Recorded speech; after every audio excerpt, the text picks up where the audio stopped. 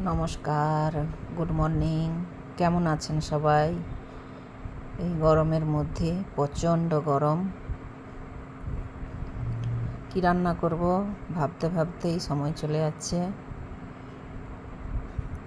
এই গরমের সময় একটু টক দিয়ে ডাল টাল খেতে বেশি ভালো লাগে। আমটাও এই সময় ভালোই পাওয়া যাচ্ছে, তো একটু বাড়িতে একটু হাঁসের ডিম ছিল, সেই দিয়ে ঝোল করলাম।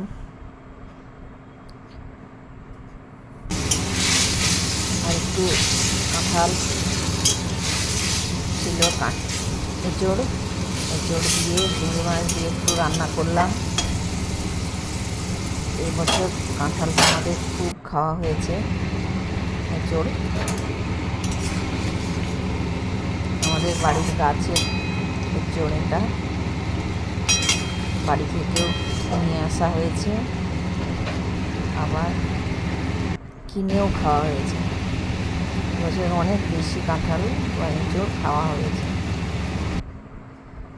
তো এঁচড়টা হয়ে গেছে, আর একটু ভাবছি হালকা করে একটু পটলের ভাজবো, পটল আর আলু।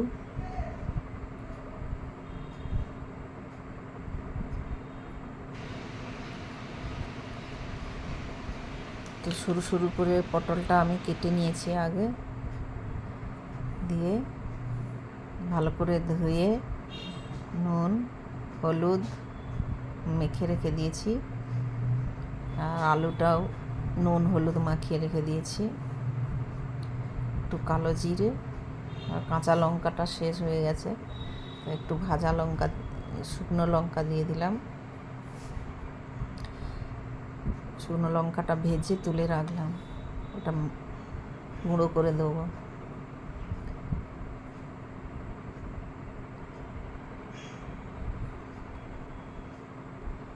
এত গরম, পুরো ঘেমে ভিজে একদম ভেজা কাক হয়ে গেছে। শরীর থেকে এত ঘাম বেরিয়ে যাচ্ছে, ওর জন্য বেশি বেশি করে জল খেতে হবে।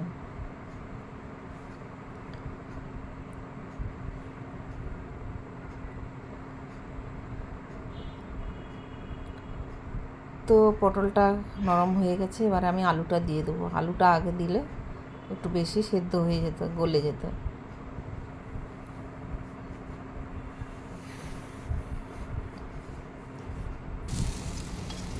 তো আলুটা দিয়ে দিচ্ছি, এবারে নুন হলুদ মাখানো আছে।